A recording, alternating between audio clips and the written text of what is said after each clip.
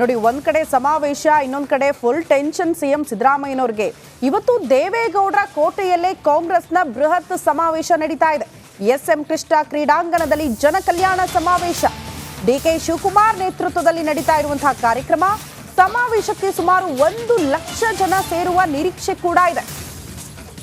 ಹಾಗಾಗಿ ಈ ಬೃಹತ್ ಸಮಾವೇಶದ ಖುಷಿ ಕಾಂಗ್ರೆಸ್ ನಾಯಕರು ಮತ್ತು ಕಾರ್ಯಕರ್ತರಲ್ಲಿ ನೋಡೋದಕ್ಕೆ ಸಿಗ್ತಾ ಇದ್ರೆ ಸಿಎಂ ಅವರ ಆದಿಯಾಗಿ ಕೂಡ ಹೇಳ್ತಾ ಇರೋದು.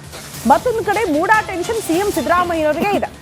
ಒಂದ್ ಕಡೆ ಖುಷಿ, ಮತ್ತೊಂದು ಕಡೆ ಫುಲ್ ಟೆನ್ಷನ್. ಬೃಹತ್ ವೇದಿಕೆ ಸಿದ್ಧವಾಗಿದೆ. 1 ಲಕ್ಷಕ್ಕೂ ಹೆಚ್ಚು ಜನ ಸೇರಿಸಿ ಈ ಮೂಲಕ ಶಕ್ತಿ ಪ್ರದರ್ಶನ ಒಂದು ವೇದಿಕೆಯಲ್ಲಿ.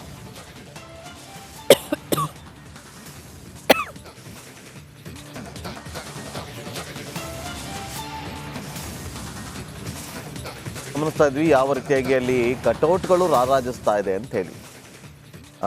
ಸ್ವಾಭಿಮಾನ ಸಮಾವೇಶದಿಂದ ಜನಕಲ್ಯಾಣ ಸಮಾವೇಶದವರೆಗೆ ಜನ ನೋಡೋರೆ ಏನೇನಾಗಿದೆ, ಯಾವ ಯಾವ ಹಂತದಲ್ಲಿ ಯಾವ ರೀತಿಯಾಗಿ ಬೆಳವಣಿಗೆಗಳು ಆಗಿದೆ ಅನ್ನೋದನ್ನು ಪ್ರತಿಯೊಬ್ಬರು ಕೂಡ ಗಮನಿಸಿದ್ದಾರೆ. ಅನಾಮಧೇಯ ಪತ್ರದಿಂದ ಹಿಡಿದು ಇವತ್ತಿನ ವೇದಿಕೆಯವರೆಗೆ ಒಂದು ವಿಶೇಷವಾದಂಥ ವರದಿ ಇದೆ, ನೋಡ್ಕೊಂಬನ್ನಿ.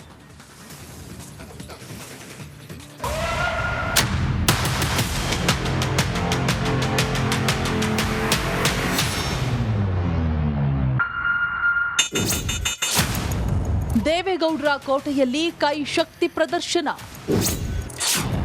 ಕಾಂಗ್ರೆಸ್ ಜನಕಲ್ಯಾಣ ಸಮಾವೇಶಕ್ಕೆ ಕ್ಷಣಗಣನೆ.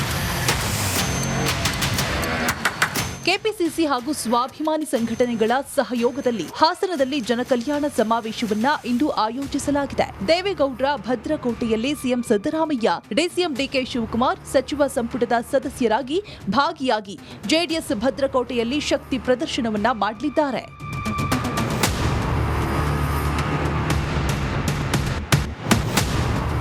ಕೆಪಿಸಿಸಿ ಅಧ್ಯಕ್ಷ ಡಿಕೆ ಶಿವಕುಮಾರ್ ನೇತೃತ್ವದಲ್ಲಿಯೇ ಈ ಸಮಾವೇಶ ನಡೀತಾ ಇದ್ದು ಸುಮಾರು 1 ಲಕ್ಷ ಜನ ಸೇರುವ ನಿರೀಕ್ಷೆ ಕೂಡ ಇದೆ. 70,000 ಮಂದಿ ಕುಳಿತುಕೊಳ್ಳುವುದಕ್ಕೆ ವ್ಯವಸ್ಥೆ ಮಾಡಲಾಗಿದೆ. 3 ವೇದಿಕೆಗಳನ್ನು ನಿರ್ಮಿಸಲಾಗಿದೆ. ಸುಮಾರು 2,000 ಪೊಲೀಸರನ್ನ ಭದ್ರತೆಗೆ ನಿಯೋಜಿಸಲಾಗಿದೆ. ನಗರದಾದ್ಯಂತ ಫ್ಲೆಕ್ಸ್ ಬಂಟಿಂಗ್ಗಳು ರಾರಾಜಿಸ್ತಾ ಇವೆ.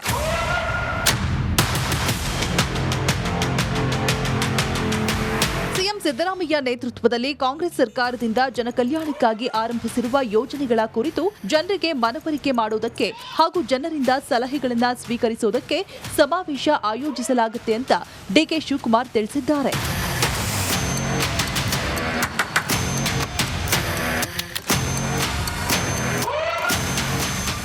ಕುಷ್ಟಂತ್, ರಿಪಬ್ಲಿಕ್ ಕನ್ನಡ, ಹಾಸನ.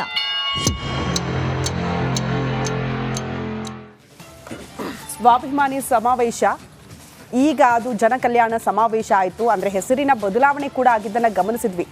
ಒಂದಂತೂ ಸತ್ಯ, 3 ಉಪಚುನಾವಣೆಯಲ್ಲಿ ಕಾಂಗ್ರೆಸ್ ಜಯಭೇರಿ ಬಾರಿಸಿದ ಬಳಿಕ ಸಿಎಂ ಅವ್ರಿಗೂ ಆತ್ಮವಿಶ್ವಾಸ ದೊಡ್ಡ ಮಟ್ಟದಲ್ಲಿ ನೋಡೋದಕ್ಕೆ ಸಿಗ್ತಾ ಇದೆ. ಮತ್ತೊಂದು ಕಡೆ ಡಿಸಿಎಂ ಡಿಕೆ ಶಿವಕುಮಾರ್ ಅವರಲ್ಲೂ ಕೂಡ ಆ ಆತ್ಮವಿಶ್ವಾಸ ಹೆಚ್ಚಾಗಿರೋದನ್ನ ನಾವು ಗಮನಿಸ್ತಾ ಇದ್ವಿ. ಕಾರಣ ಈ ಮೂಡಾ ಹಗರಣ, ವಾಲ್ಮೀಕಿ ಹಗರಣ ಇದೆಲ್ಲ ಕೂಡ ಡ್ಯಾಮೇಜ್ ಆಗ್ಬಿಡುತ್ತಾ ಅನ್ನುವಂಥ ಟೆನ್ಷನ್ ಕಾಂಗ್ರೆಸ್ ನಾಯಕರಿಗೆ ಇತ್ತು. ಬಟ್ ಯಾವುದೂ ಕೂಡ ಅಲ್ಲಿ ಡ್ಯಾಮೇಜ್ ಆಗಿಲ್ಲ ಅನ್ನೋದು ಬಹಳ ಸ್ಪಷ್ಟವಾದಂತಹ ಸಂದೇಶ 3 ಬೈ ಎಲೆಕ್ಷನ್ ಫಲಿತಾಂಶ ಹೇಳ್ಬಿಟ್ಟಿದೆ.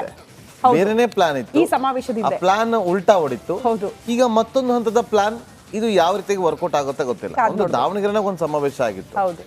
ಕಲಬುರಗಿನಾಗ ಬೇರೆ ರೀತಿಯಾದಂತ ಒಂದು ಕುರುಬ ಸಮಾವೇಶ ಆಗಿತ್ತು, ಸಿದ್ದರಾಮೋತ್ಸವ ಕುರುಬ ಸಮಾವೇಶ, ಇಲ್ಲಿ ಸ್ವಾಭಿಮಾನಿ ಸಮಾವೇಶ ಅಂತ ಇತ್ತು. ಆದ್ರೆ ಇಲ್ಲಿ ಏನಾಗ್ತದೆ ಹೇಳ್ತೀನಿ ಆಮೇಲೆ. ಖುಷ್ವಂತ್ ಹತ್ರ ಅವ್ರನ್ನೇ ಕೇಳ್ಬಿಡೋಣ. ಖುಷ್ವಂತ್ ನೇರ ಸಂಪರ್ಕದಲ್ಲಿ ಜಾಯಿನ್ ಆಗ್ತಿದ್ದಾರೆ. ಖುಷ್ವಂತ್, ಹೆಂಗೆ ಈ ಸಮಾವೇಶವನ್ನ ವಿಶ್ಲೇಷಣೆ ಮಾಡ್ತೀರಿ? ಹೆಂಗ್ ನೋಡೋದಿದನ್ನ ರಾಜಕೀಯವಾಗಿ?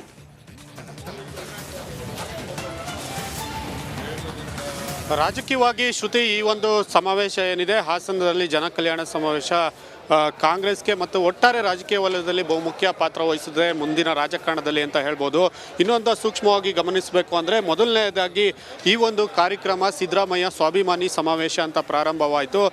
ಇದು ಆದರೆ ಎಲ್ಲ ಸಿದ್ದರಾಮಯ್ಯ ಬೆಂಬಲಿಗರೇನಿದ್ರು ಅವರೆಲ್ಲ ಒಟ್ಟಾಗಿ ಸಿದ್ದರಾಮಯ್ಯ ಅವರ ಒಬ್ಬರೇ ಹೆಸರಿನಲ್ಲಿ ಪ್ರಾರಂಭವಾದ ಕಾರ್ಯಕ್ರಮ ನಂತರ 2-3 ದಿನದ ನಂತರ ಜನಕಲ್ಯಾಣ ಸಮಾವೇಶ ಅಂತ ಈ ಹೆಸರನ್ನು ಸ್ವತಃ ಡಿಕೆ ಶಿವಕುಮಾರ್ ಡಿಸಿಎಂ ಅವರು ಘೋಷಣೆ ಮಾಡಿದರು. ಈ ಹಿನ್ನೆಲೆಯಲ್ಲಿ ಕಾಂಗ್ರೆಸ್ನಲ್ಲಿ ಏಕ ವ್ಯಕ್ತಿ ಆರಾಧನೆಗೆ ಅಥವಾ ಒಂದು ಫಾಲೋಗೆ ಈ ಒಂದು ಮೆಸೇಜ್ ಹೋದ್ರೆ ಮತ್ತೆ ಮುಂದೆ ಇದರಿಂದ ಕಿರಿಕಿರಿ ಆಗುತ್ತೆ ಅನ್ನುವಂಥ ಒಂದು ಅರಿತಂತ ಕಾಂಗ್ರೆಸ್ ಇದನ್ನು ಬುದ್ಧಿವಂತಿಕೆ ಹೆಜ್ಜೆ ಇಡುವಂಥ ಮುಖಾಂತರ ಕಾರ್ಯಕ್ರಮದ ಹೆಸರನ್ನೇ ಚೇಂಜ್ ಮಾಡ್ತು. ಜೊತೆಗೆ ಈ ಒಂದು ಮುಖಾಂತರ ಹಾಸನದ ಭದ್ರಕೋಟೆ JDS ಭದ್ರಕೋಟೆ ಏನಿದೆ ಇಲ್ಲಿಂದ ಒಂದು ರಾಜಕೀಯ ಮೆಸೇಜನ್ನು ಕೊಡುವಂಥದ್ದು ಮತ್ತು 3 ಉಪ ಚುನಾವಣೆಯಲ್ಲಿ ಗೆದ್ದಿರುವಂಥದ್ದು, ಜೊತೆಗೆ ಹಳೆ ಮೈಸೂರು ಭಾಗದಲ್ಲಿ ತನ್ನ ಪ್ರಾಬಲ್ಯವನ್ನು ಹೆಚ್ಚಿಸಿಕೊಳ್ಳುವುದು ಈ ಒಂದು ಕಾರ್ಯಕ್ರಮದ ಪ್ರಮುಖ ಉದ್ದೇಶ. ಅದನ್ನು ಈಗಾಗಲೇ ಅವರು ಕೂಡ ಓಪನ್ ಆಗಿ ಹೇಳಿದ್ದಾರೆ. ಜೊತೆಗೆ ಮೊದಲನೇದಾಗಿ ಸಿದ್ದರಾಮಯ್ಯ ಬೆಂಬಲಿಗರಿಂದ ಪ್ರಾರಂಭವಾದ ಈ ಕಾರ್ಯಕ್ರಮಕ್ಕೆ ನಂತರ CM DK ಶಿವಕುಮಾರ್ ಅವರು ಎಂಟ್ರಿ ಕೊಟ್ಟರು. ಈ ಕಾರ್ಯಕ್ರಮವನ್ನು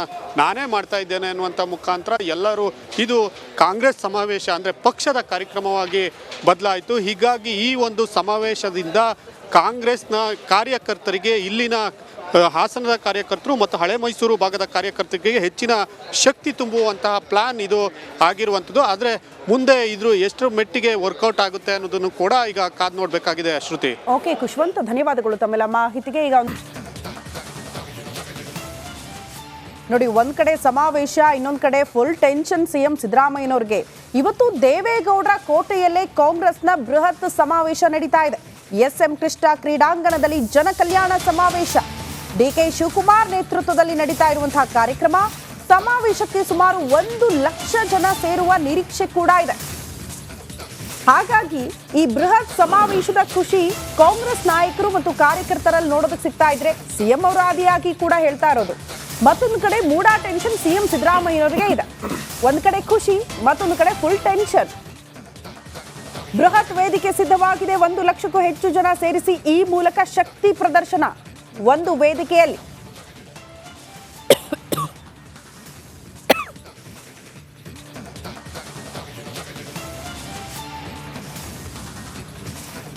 ಗಮನಿಸ್ತಾ ಇದ್ವಿ ಯಾವ ರೀತಿಯಾಗಿ ಅಲ್ಲಿ ಕಟೌಟ್ಗಳು ರಾರಾಜಿಸ್ತಾ ಇದೆ ಅಂತ ಹೇಳಿ. ಸ್ವಾಭಿಮಾನ ಸಮಾವೇಶದಿಂದ ಜನಕಲ್ಯಾಣ ಸಮಾವೇಶದವರೆಗೆ ಜನ ನೋಡೋರೆ ಏನೇನಾಗಿದೆ, ಯಾವ ಯಾವ ಹಂತದಲ್ಲಿ ಯಾವ ರೀತಿಯಾಗಿ ಬೆಳವಣಿಗೆಗಳು ಆಗಿದೆ ಅನ್ನೋದನ್ನು ಪ್ರತಿಯೊಬ್ಬರು ಕೂಡ ಗಮನಿಸಿದ್ದಾರೆ. ಅನಾಮಧೇಯ ಪತ್ರದಿಂದ ಹಿಡಿದು ಇವತ್ತಿನ ವೇದಿಕೆಯವರೆಗೆ ಒಂದು ವಿಶೇಷವಾದಂಥ ವರದಿ ಇದೆ, ನೋಡ್ಕೊಂಬನ್ನಿ.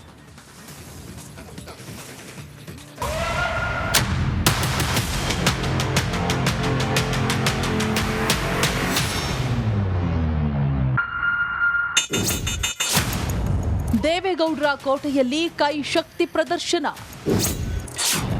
ಕಾಂಗ್ರೆಸ್ ಜನಕಲ್ಯಾಣ ಸಮಾವೇಶಕ್ಕೆ ಕ್ಷಣಗಣನೆ. ಕೆಪಿಸಿಸಿ ಹಾಗೂ ಸ್ವಾಭಿಮಾನಿ ಸಂಘಟನೆಗಳ ಸಹಯೋಗದಲ್ಲಿ ಹಾಸನದಲ್ಲಿ ಜನಕಲ್ಯಾಣ ಸಮಾವೇಶವನ್ನ ಇಂದು ಆಯೋಜಿಸಲಾಗಿದೆ. ದೇವೇಗೌಡರ ಭದ್ರಕೋಟೆಯಲ್ಲಿ CM Siddaramaiah, CM DK Shivakumar ಸಚಿವ ಸಂಪುಟದ ಸದಸ್ಯರಾಗಿ ಭಾಗಿಯಾಗಿ JDS ಭದ್ರಕೋಟೆಯಲ್ಲಿ ಶಕ್ತಿ ಪ್ರದರ್ಶನವನ್ನ ಮಾಡಲಿದ್ದಾರೆ.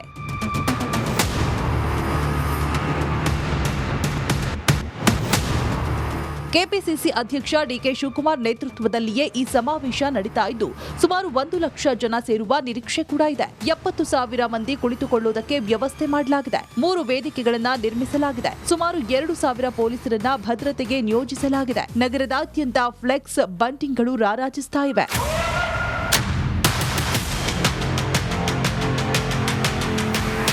ಸಿದ್ದರಾಮಯ್ಯ ನೇತೃತ್ವದಲ್ಲಿ ಕಾಂಗ್ರೆಸ್ ಸರ್ಕಾರದಿಂದ ಜನಕಲ್ಯಾಣಕ್ಕಾಗಿ ಆರಂಭಿಸಿರುವ ಯೋಜನೆಗಳ ಕುರಿತು ಜನರಿಗೆ ಮನವರಿಕೆ ಮಾಡುವುದಕ್ಕೆ ಹಾಗೂ ಜನರಿಂದ ಸಲಹೆಗಳನ್ನು ಸ್ವೀಕರಿಸುವುದಕ್ಕೆ ಸಮಾವೇಶ ಆಯೋಜಿಸಲಾಗುತ್ತೆ ಅಂತ DK ಶಿವಕುಮಾರ್ ತಿಳಿಸಿದ್ದಾರೆ.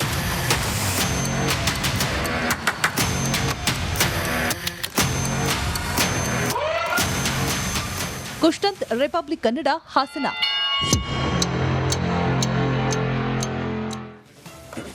ಸ್ವಾಭಿಮಾನಿ ಸಮಾವೇಶ ಈಗ ಅದು ಜನಕಲ್ಯಾಣ ಸಮಾವೇಶ ಆಯಿತು. ಅಂದರೆ ಹೆಸರಿನ ಬದಲಾವಣೆ ಕೂಡ ಆಗಿದ್ದನ್ನು ಗಮನಿಸಿದ್ವಿ. ಒಂದಂತೂ ಸತ್ಯ, 3 ಉಪಚುನಾವಣೆಯಲ್ಲಿ ಕಾಂಗ್ರೆಸ್ ಜಯಭೇರಿ ಬಾರಿಸಿದ ಬಳಿಕ CM ಅವ್ರಿಗೂ ಆತ್ಮವಿಶ್ವಾಸ ದೊಡ್ಡ ಮಟ್ಟದಲ್ಲಿ ನೋಡೋದಕ್ಕೆ ಸಿಗ್ತಾ ಇದೆ. ಮತ್ತೊಂದು ಕಡೆ CM DK ಶಿವಕುಮಾರ್ ಅವರಲ್ಲೂ ಕೂಡ ಆ ಆತ್ಮವಿಶ್ವಾಸ ಹೆಚ್ಚಾಗಿರೋದನ್ನ ನಾವು ಗಮನಿಸ್ತಾ ಇದ್ವಿ. ಕಾರಣ ಈ ಮೂಡಾ ಹಗರಣ, ವಾಲ್ಮೀಕಿ ಹಗರಣ ಇದೆಲ್ಲ ಕೂಡ ಡ್ಯಾಮೇಜ್ ಆಗ್ಬಿಡುತ್ತಾ ಅನ್ನುವಂಥ ಟೆನ್ಷನ್ ಕಾಂಗ್ರೆಸ್ ನಾಯಕರಿಗೆ ಇತ್ತು. ಬಟ್ ಯಾವುದೂ ಕೂಡ ಅಲ್ಲಿ ಡ್ಯಾಮೇಜ್ ಆಗಿಲ್ಲ ಅನ್ನೋದು ಬಹಳ ಸ್ಪಷ್ಟವಾದಂತಹ ಸಂದೇಶ 3 ಬೈ ಎಲೆಕ್ಷನ್ ಫಲಿತಾಂಶ ಹೇಳ್ಬಿಟ್ಟಿದೆ. ಬೇರೆನೇ ಪ್ಲಾನ್ ಇತ್ತು ಈ ಸಮಾವೇಶದಿಂದ, ಪ್ಲಾನ್ ಉಲ್ಟಾ ಹೊಡಿತು. ಹೌದು. ಈಗ ಮತ್ತೊಂದು ಹಂತದ ಪ್ಲಾನ್, ಇದು ಯಾವ ರೀತಿಯಾಗಿ ವರ್ಕೌಟ್ ಆಗುತ್ತೆ ಗೊತ್ತಿಲ್ಲ. ಒಂದು ದಾವಣಗೆರೆನಾಗ ಒಂದು ಸಮಾವೇಶ ಆಗಿತ್ತು. ಹೌದು. ಕಲಬುರಗಿನಾಗ ಬೇರೆ ರೀತಿಯಾದಂತ ಒಂದು ಕುರುಬ ಸಮಾವೇಶ ಆಗಿತ್ತು, ಸಿದ್ದರಾಮೋತ್ಸವ ಕುರುಬ ಸಮಾವೇಶ. ಇಲ್ಲಿ ಸ್ವಾಭಿಮಾನಿ ಸಮಾವೇಶ ಅಂತ ಇತ್ತು. ಆದ್ರೆ ಇಲ್ಲಿ ಏನಾಗ್ತದೆ ಹೇಳ್ತೀನಿ ಆಮೇಲೆ. ಖುಷ್ವಂತ್ ಹತ್ರ ಹೋಗ್ಬಿಡೋಣ, ಅವ್ರನ್ನೇ ಕೇಳ್ಬಿಡೋಣ. ಖುಷ್ವಂತ್ ನೇರ ಸಂಪರ್ಕದಲ್ಲಿ ಜಾಯಿನ್ ಆಗ್ತಿದ್ದಾರೆ. ಖುಷ್ವಂತ್, ಹೆಂಗೆ ಈ ಸಮಾವೇಶವನ್ನ ವಿಶ್ಲೇಷಣೆ ಮಾಡ್ತೀರಿ? ಹೆಂಗ್ ನೋಡೋದು ಇದನ್ನ ರಾಜಕೀಯವಾಗಿ?